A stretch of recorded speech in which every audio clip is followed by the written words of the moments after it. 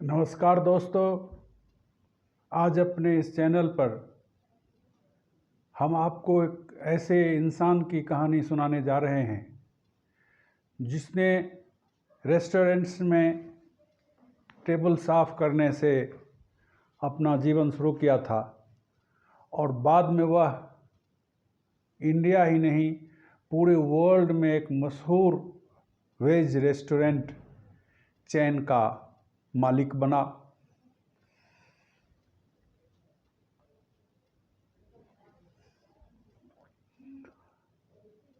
उसका नाम पी राजगोपाल था और हम ये भी देखेंगे कि कैसे तीसरी शादी के चक्कर में और औरत के प्रति जो उसकी ज़बरदस्त उसका जो आकर्षण था उसके चक्कर में किस तरह से वो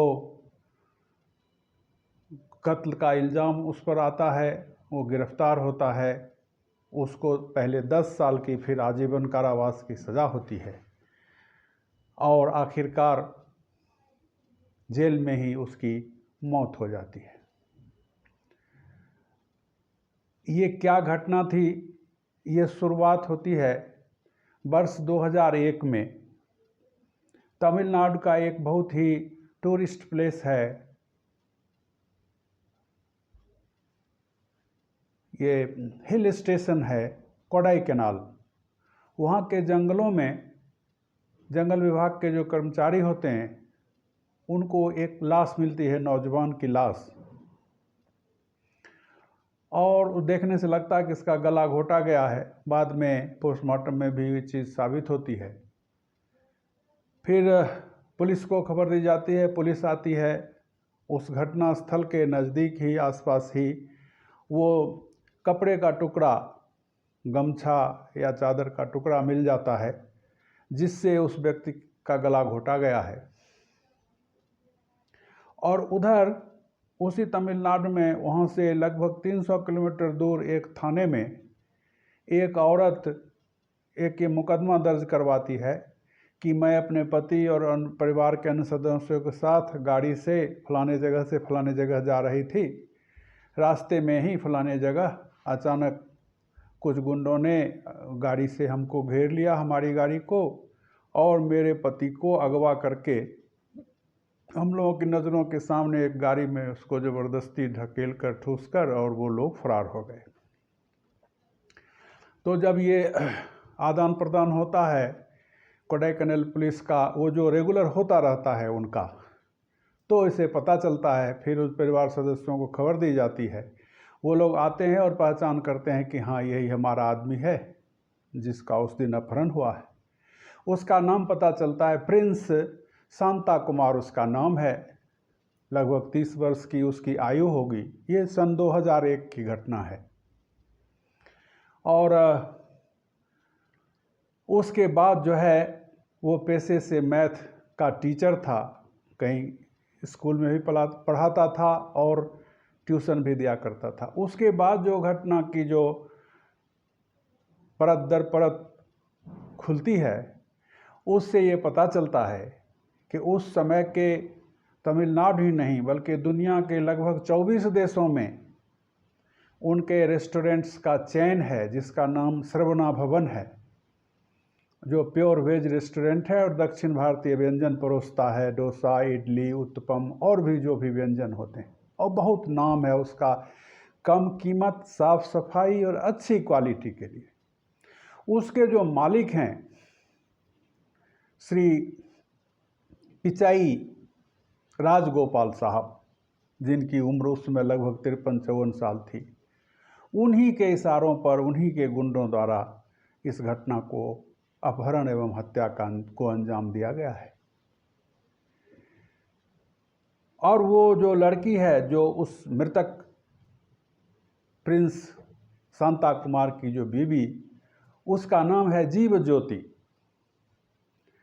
और वो जो बयान देती है और जो पूरी कहानी सामने आती है इस घटना की और इसके पीछे क्या कारण थे, वो बताती है कि उसके पिता ये श्रवणा भवन में ही यानी राजगोपाल जी के, मिस्टर राजगोपाल के रेस्टोरेंट्स में असिस्टेंट मैनेजर का काम करते थे और मैं उनसे मिलने यदा कदा जाती थी वर्क प्लेस पर।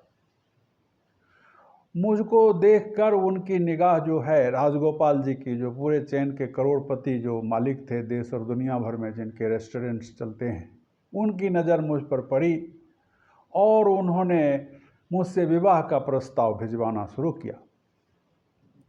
लेकिन उस लड़की बताती है कि मैं पहले से ही इस प्रिंस शांता कुमार के प्रेम में थी, जो मेरे भाई, छोटे भाई को मैथ का ट्यूशन देने आया करते थे। मैंने उनके उस राजगोपाल जी, होटल चेन के मालिक, 54 वर्षीय राजकुमार, और उसके एज में भी बहुत ज़्यादा अंतर, लगभग 20 साल से अधिक का अंतर था, मैंने उनके प्रस्ताव को ठुकरा दिया। वो लड़की बयान करती है, जीवा ज्योति, मृतक प्रिंस शांता कुमार की बीवी। मैंने उनके प्रस्ताव को ठुकरा दिया, फिर भी वो हर तरह से मुझ पर साम दान दंड भेद, मुझे कीमती महंगी रेशमी साड़ियाँ, जेवरात, मेरे जन्मदिन पर महंगे महंगे उपहार भिजवाते थे। मैं कभी स्वीकार कर लेती थी कि मेरे पिताजी का वो मालिक है, वो उनको नौकरी से निकाल सकता है तो मेरा परिवार फिर दाने दाने को मोहताज हो सकता है, और कभी वापस भी कर देती थी, और ये सिलसिला चलता रहा। फिर उस लड़की ने सोचा कि मैं शादी कर लूं तो शायद ये सिलसिला बंद हो जाएगा। जब तक मैं कुंवारी हूं तभी तक वो, उनको आशा मन में है कि मैं उनके इस प्रस्ताव को स्वीकार करूंगी। और यहाँ कहना है दोस्तों कि ये तीसरी शादी करने जा रहे थे वो राजगोपाल जी। एक शादी उनकी जवानी में हुई थी सन 1974 के आसपास, उससे उनको भगवान के दया से 2 लड़के हैं, जो एक इंडिया में जो होटल्स हैं, रेस्टोरेंट्स हैं, उनका कारोबार संभालता है, और एक, दोनों भाई ने आपस में ये अंडरस्टैंडिंग बनाई, और एक विदेश में जो होटल्स हैं चल रहे हैं उनको देखता है। सो एक शादी तो ऐसे हुई विधिवत हिंदू रीति रिवाज से। दूसरी शादी फिर उन्होंने की अपने ही एक कर्मचारी की वाइफ से, यानी अपने कर्मचारियों की बहू बेटियों पर दृष्टि रखना ये इनकी आदत में शुमार था। वो शायद 93 या 94 में वो शादी उन्होंने की थी, वो भी शादी नहीं चली। फिर 2001 में इस लड़की पर उनकी निगाह पड़ी। इसके पीछे की एक और कहानी है। वो मिस्टर राजकुमार बहुत बड़े बिजनेसमैन तो थे ही, और बहुत धार्मिक भी व्यक्ति थे। अपने गांव में उन्होंने बहुत बड़ा मंदिर बनवाया हुआ है मुरुगन स्वामी का, जिसको कार्तिकेय, स्वामी कार्तिकेय का, और वैसे ही ज्योतिष पर भी बहुत विश्वास करते थे। ये जब घर से भागकर आए थे चेन्नई यानी मद्रास, तो वहाँ इधर उधर भटके, होटल्स में काम किया, वेटर का काम किया, ये सब करते धरते फिर एक राशन की दुकान इन्होंने डाली, और उसमें फिर एक ज्योतिषी के संपर्क में आए। उसके कहने पर कि उस ज्योतिषी ने कहा कि अग्नि से, आग से संबंधित कोई बिजनेस व्यापार करो, तो इन्होंने रेस्टोरेंट खोला। सो बड़े वो ज्योतिष, बहुत तरक्की हुई। रेस्टोरेंट तो बहुत लोग खोलते हैं, लेकिन ये पूरे संसार में इनका रेस्टोरेंट का ये कारोबार फैल गया। तो ज्योतिष पर इनकी आस्था ज़बरदस्त थी। उसी ज्योतिष ने या किसी अन्य ज्योतिष ने अब इनको सलाह दी कि ये जो बड़ी सौभाग्यवती है, ये सौभाग्य के लक्षण हैं इसके, जीव ज्योति, ये लड़की जो है तुम्हारी मैनेजर की, इससे तुम शादी कर लोगे तो इसके भाग्य से तुम्हारा भाग्य भी फिर और पता नहीं कहाँ चांद पर भी तुम्हारे रेस्टोरेंट खुल जाएंगे। कितना लोग लाभ बढ़ने से लोभ बढ़ता है, तो वो करना शुरू करते। वो लड़की शादी कर लेती है। ये सुनकर ये अंदर ही अंदर खौल उठते हैं मिस्टर राजगोपाल, सर्वना भवन होटल्स चेन के मालिक। लेकिन वो हार नहीं मानते, और उन्होंने अपने होटल्स में हर रेस्टोरेंट में, लोग बताते हैं, हमने तो नहीं देखा है, एक वो बोर्ड लगा के रखते थे हर जगह। वो अपना वो जीवन का वो मुख्य उनका मोटो था, आदर्श वाक्य, कि जीत ही मेरा लक्ष्य है। तो इस लड़की के मामले में भी वही सिद्धांत उन्होंने अपनाया। उसके शादी कर लेने के बाद भी उन्होंने उसको गिफ्ट, उपहार, धमकी, ऐसा भी किसी मीडिया रिपोर्ट में आई है। और जो कुछ भी मैं बोल रहा हूँ मित्रों, ये तो एक अब गॉन केस है, मतलब इसमें तो तहकीकात हो गई, सज़ा हो गई, वो बंदा दुनिया से भी चला गया। सो सारे रिपोर्ट्स मीडिया पर आधारित हैं, मैं अपने मन से कुछ भी जोड़ घटा कर नहीं बोल रहा हूँ। तो यहाँ तक रिपोर्ट आती है कि उन्होंने उस लड़की को खबर भिजवाना शुरू किया कि तुमने जिससे शादी की है, यानी वो प्रिंस शांता कुमार, वो तो एड्स का मरीज है, उसके साथ तुम सोना नहीं। इस तरह से होते होते, लेकिन जब कुछ भी नहीं होता तो अंत में जैसा कि आरोप लगाया गया, जो साबित हुआ, लोअर कोर्ट से लेकर हाई कोर्ट से लेकर सुप्रीम कोर्ट तक इनका गुनाह साबित होता गया। ये अपील करते गए सज़ा को कम करवाने के लिए, इनकी सज़ा बढ़ती चली गई। वो किस्सा हम बाद में सुनाएंगे। वो लड़की जब नहीं इनकी बातों में आती है, तब जैसा कि आरोप है कि इन्होंने अपने गुंडों के द्वारा उस शांता कुमार का, यानी उस लड़की के पति का अपहरण करवा लिया। वो भी कब? जब वो अपनी पत्नी और परिवार के अन्य सदस्यों के साथ कहीं बाय रोड जर्नी कर रहा था, और उस परिवारजन सबके नज़रों के सामने उसका अपहरण कर लिया जाता है और एक गाड़ी में ज़बरदस्ती ढकेल कर उसको, और वो लोग गाड़ी उड़ाकर फरार हो जाते हैं। और उसके 2-3 दिनों के बाद वही जो हमने शुरू में कहा, चेन्नई तमिलनाडु के ही resort city hill station Kodaikanal में उसकी लाश बरामद होती है। इनके साथ 8 या 9 लोगों को मिस्टर राजगोपाल के साथ उसी महिला के बयान पर और तमाम और भी सबूत बयानात, उसके पिता ने भी बयान दिए होंगे, वो जो गिफ्ट्स तमाम उसने दिए थे उसको भी एग्जिबिट के रूप में डाला गया, मैसेज, फ़ोन कॉल, जो सब आदमी की जब किस्मत ख़राब होती है तो जो सुख के जितने साधन होते हैं वो सब दुख के साधन बन जाते हैं।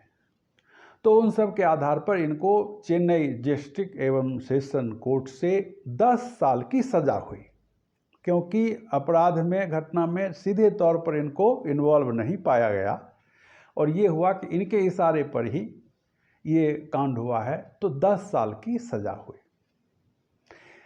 ये mister Rajagopal Chennai high court में अपील करते हैं सज़ा कम करवाने के लिए, लेकिन वो कहते हैं ना कि रोज़ा बख्शवाने गए थे, नमाज गले पड़ गई।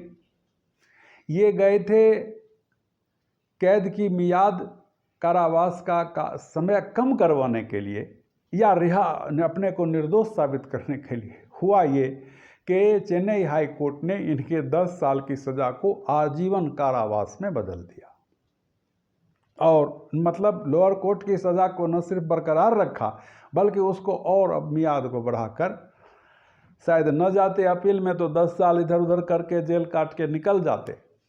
हुआ फिर ये 2001 घटना है, 2004 में 3 बरस मुकदमा चला, 4 में ये फैसला आया, फिर ये सुप्रीम कोर्ट में गए अपील में। सुप्रीम कोर्ट में एक अच्छी बात इनके साथ ये हुई कि तब तक, जब तक मुकदमा चल रहा है, तब तक इनको जमानत मिल गई, क्योंकि समाज में बड़े प्रतिष्ठित, संपत्तिवान, धनी मानी व्यक्ति थे, और उनके बारे में ये माना गया कि ये देश छोड़कर जाएंगे नहीं, और ये वकील ने इनका वादा किया कि पूरे प्रक्रिया में ये हर तरह से सहयोग हम करेंगे, तो इनको जमानत मिल गई। ये अपना कारोबार करते रहे, लेकिन वो तलवार जो है इनके सर पर लटकती रही। सो 2004 से होते होते 2018 में, 18 या 19 में, बहुत पुरानी घटना है, सुप्रीम कोर्ट का फैसला आया, जिसने कि हाई कोर्ट के फैसले को बरकरार रखा। मतलब इनको आजीवन कारावास की सज़ा मिस्टर राजगोपाल जी को, जो सरवना भवन चेन ऑफ होटल्स रेस्टोरेंट्स के स्वामी, करोड़पति को ये हुआ। फिर इन्होंने सरेंडर किया कोर्ट के सामने, कोर्ट से इनको जेल भेजा गया। सुप्रीम कोर्ट ने कहा था कि चेन्नई हाई कोर्ट में आत्मसमर्पण करिए आप, तो इन्होंने किया, जेल गए। जेल से फिर तबीयत खराब होने के बाद अस्पताल जाना, अस्पताल से जेल, तब तक लगभग 71 वर्ष की इनकी आयु हो चुकी थी। और ऐसे ही करते करते 1 साल के अंदर ही 2019 में कैद के दौरान ही अस्पतालों में जो कैदी वार्ड होता है वहाँ इनका हृदयाघात से इनका निधन हो गया। दोस्तों, हर समय ये कहानी चर्चा में रही। जिस समय वो हत्या हुई, फिर इनको सज़ा हुई, फिर जब जमानत पर रहने लगे तो ये मामला फिर दब गया। फिर हाई कोर्ट ने जब उनकी सज़ा को बढ़ा दिया तो फिर ये चर्चा उठी थी ज़ोर शोर से 2004 से। फिर सुप्रीम कोर्ट गए, वहाँ से फिर जमानत मिलने के बाद फिर ये चर्चा दब गई। फिर जब 2018 में सुप्रीम कोर्ट ने हाई कोर्ट के फैसले को बरकरार रखा तो फिर ये बहुत ज़ोर शोर से चर्चा में ये आए थे। इनका सरेंडर करना, जेल जाना, अस्पताल जाना, तमाम तस्वीरें आई थी कि हाथ में ऑक्सीजन लेवल नापने की मशीन लगी हुई है, नाक में पाइप लगी है, बेहोश हैं, स्ट्रेचर पर हैं, लेकिन कोर्ट और अस्पताल के चक्कर लगा रहे हैं। तो मित्रों, यही आज की इतनी ही कहानी थी। इस कहानी से ये शिक्षा हम ले सकते हैं कि लाभ बढ़ने से संतोष की ओर मनुष्य को कदम बढ़ाना चाहिए, क्योंकि आखिरकार क्या चाहिए? सुबह शाम का खाना चाहिए, एक बार कोई नाश्ता चाहिए, 2 कप चाय चाहिए, एक घर चाहिए। उससे लाख लाख गुना ज़्यादा इनके पास था। इनके 5000 बोलते हैं कि कर्मचारी थे और कर्मचारियों के साथ बहुत अच्छा इनका व्यवहार था। एक गवर्नमेंट सेक्टर की तरह उनको तमाम इंक्रीमेंट, हेल्थ बेनिफिट्स, इंश्योरेंस और ऐसा कहा जाता है कि रिटायरमेंट के बाद ये पेंशन भी देते थे अपने कर्मचारियों को। और सारे कर्मचारी इनको बड़ा भाई के रूप में इनको देखते थे। लेकिन इसके साथ साथ इनके व्यक्तित्व का एक दूसरा पहलू भी था। तो आज की कहानी का मित्रों हम अंत करते हैं इसी संदेश के साथ कि लाभ बढ़ने से लोभ को नहीं बढ़ाना चाहिए, बल्कि लोभ के बदले संतोष की ओर अग्रसर होना चाहिए। तभी शायद हमारे जीवन में अंतिम रूप से कल्याण मिल सकता है। बहुत बहुत धन्यवाद। आपने अगर इस चैनल को सब्सक्राइब नहीं किया है तो कर लीजिए, लाइक कीजिए। ये वीडियो अगर आपको अच्छी लगी हो तो आप इसको अपने मित्रों, जानने वालों में, ग्रुप में शेयर कीजिए। बहुत बहुत धन्यवाद। अगली बार मिलेंगे फिर किसी इसी तरह की तथ्य आधारित कहानी के साथ। बहुत बहुत धन्यवाद।